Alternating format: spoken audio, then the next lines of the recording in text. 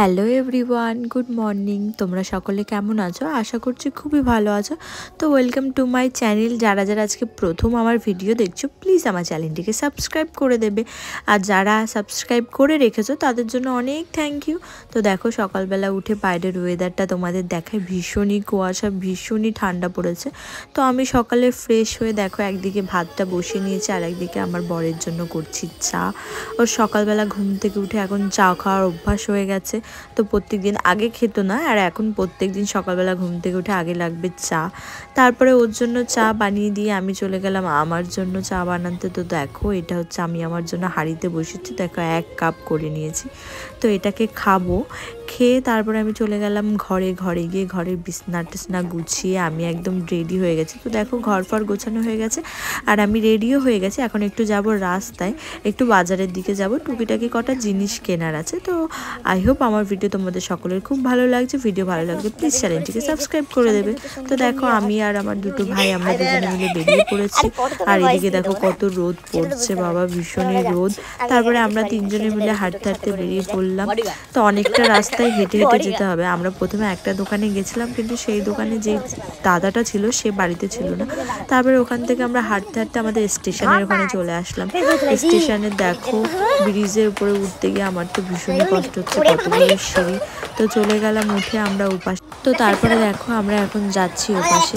তো যাওয়ার পথে মাঝখানে একটা আন্টির বাড়িতে আছে, তো তার বাড়িতে আমরা চলে গেলাম। দেখো আন্টির বাড়িতে কত কিউট পাপ্পিস, আমার তো এদের খুব ভালো লাগে, আমি মাঝে সাঝেই যাই। তারপরে ওখান থেকে আমরা চলে গেলাম রাস্তায়। এবার রাস্তা দিয়ে আমরা হেঁটে হেঁটে যাবো ওই দোকানটাতে। তো ওখানে চলে গেছি, গিয়ে আমার ব্যাংকের কিছু কাজ ছিল, তো সেটা করে তারপরে আমি ওখান থেকে কিছু টাকা তুললাম। তো ভাই ভিডিও করছিল আর আমি এদিকে দেখো কাকুকে বলছিলাম আমার আধার নাম্বার। তারপরে ওখান থেকে আমরা হাঁটতে হাঁটতে চলে আসবো। এবার হাঁটতে হাঁটতে আস্তে আস্তে না, ওদেরকে আমার হট করে মনে পড়ে গেল যে সকালবেলা বেরিয়েছে, ওদেরকে কিছু একটা খাওয়াই। তো চলে গেলাম আমরা পরোটার দোকানে। তো পরোটার দোকানে গিয়ে ওদেরকে পরোটা খাওয়ালাম আমি।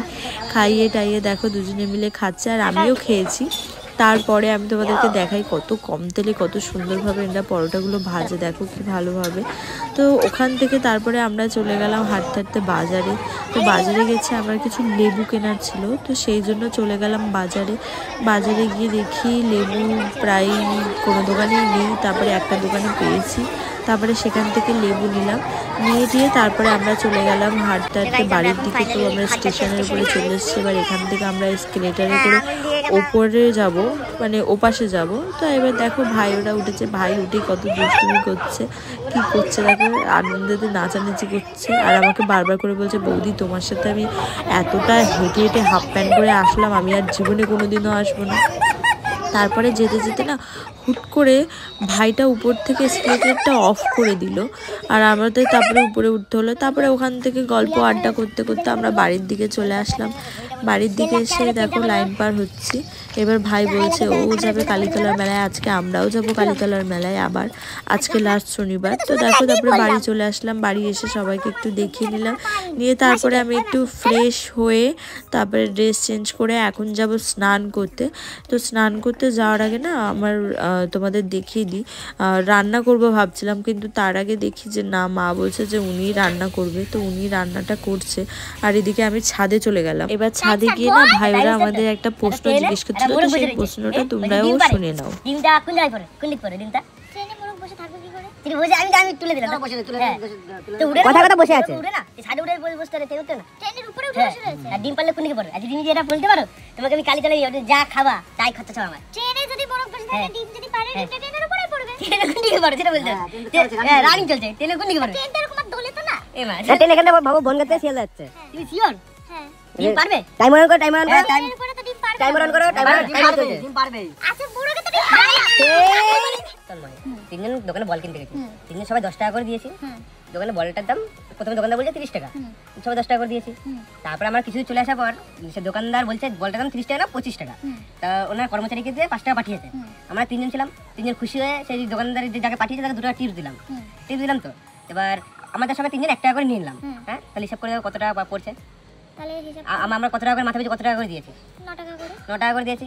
আর দোকানদার যে লোকটা বানিয়েছে ওকে টিপস কত দিয়েছি? 2 টাকা। তাহলে কত টাকা খরচ হচ্ছে আমাদের? 27 টাকা। 27 টাকা করে 3 9 27 আর 2 28 29 টাকা। তাহলে 1 টাকা গেল কোথায়? কোথায় গেল 1 টাকা? 1 টাকা কোথায় গেল? কোথায় গেল? এই কোথায় গেল 1 টাকা? এটাই তো প্রশ্ন, এটাই পারবে না। এই প্রশ্নটার উত্তর যদি তোমরাও জানো তোমরাও একটু কমেন্ট করে জানাবে। তারপরে দেখো স্নান করে চলে এসেছি, এরপরে এসে রেডি হয়ে নিয়েছি। রেডি হয়ে আজকে যাব কালীতলার মেলায়। আজকে লাস্ট শনিবার, যেহেতু আজকে ভীষণ ভিড় হবে। তো আমি, বোন, আমার শাশুড়ি আর একটা কাকিমা, আমরা 4 জনে বেরিয়ে পড়েছি। তো প্রথমে ভাবছিলাম আমরা হেঁটে হেঁটে যাব মেলাতে প্রত্যেকবারের মতো, যেহেতু বাড়ির থেকে একটু কাছে, অনেকটা হাঁটাও হয়ে যাবে। কিন্তু তারপরে যেতে যেতে দেখছি যে না, খুব রোদ আর হেঁটে হেঁটে যাওয়া যাবে না। তারপরে আমরা সবাই মিলে ভাবলাম যে স্টেশন পর্যন্ত হেঁটে হেঁটে গিয়ে তারপরে টোটোতে উঠে যাব। তারপরে আমরা টোটোতে উঠে গেলাম। টোটোতে উঠে এখন আমরা যাচ্ছি কালীতলার মেলাতে। তো টোটোতে করে বেশি সময় লাগে না, মাত্র 10 মিনিটের রাস্তা। কিন্তু আজকে লাস্ট শনিবার যেহেতু ভীষণই ভিড় ছিল, বাবা বলার মতো না, একদম পা রাখার জায়গা নেই এরকম ভিড়। দেখো কত গাড়ি ঘোড়া, একদিকে টোটোর তো পুরো লাট বসে গেছে।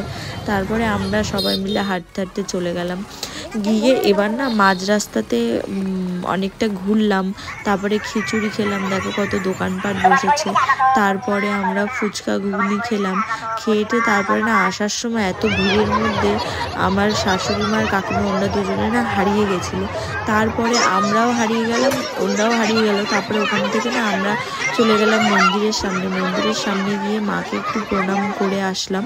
করে এসে তারপরে ওখান থেকে আমরা দুজনে হাঁটতে হাঁটতে বাড়ি চলে এসেছি। ওনাদের সাথে আমাদের আর দেখা হয়নি।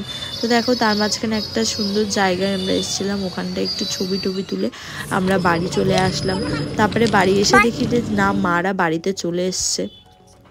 তারপরে বাড়ি এসে এখন একটু ড্রেস ফ্রেস চেঞ্জ করে ফ্রেশ হব। ফ্রেশ হয়ে তারপরে দেখো সন্ধ্যা হয়ে গেছে, উঠেছি আমি ঘুম থেকে। তারপরে আমি রাতে রুটি করলাম। আজকের মেনুতে ছিল রুটি আর এদিকে একটা তরকারি করেছিলাম। তো সেগুলো করে খেয়ে দিয়ে তারপরে দেখো গাইজ, রান্নাবান্না করার পরে আমার রান্নাঘরের কি অবস্থা। এখন এগুলোকে গোছাবো, মাজবো, একবারে রাতেই মেজে রাখবো। যেহেতু সকালবেলা ভীষণ ঠান্ডা পড়ে, তো আমি বাসনগুলো একদম রাতেই মেজে নিই। সেই জন্য রাতেই মেজে নিয়েছি। মেজে নিয়ে তারপরে এখন ঘরে গিয়ে বিছনা করেছি। দেখো আমার বড় দিকে শুয়ে পড়েছে। সো আই হোপ আমার ভিডিও তোমাদের সকলের খুব ভালো লেগেছে। আবার দেখা হবে তোমাদের সাথে নেক্সট ব্লগে। ততক্ষণের জন্য বাই বাই।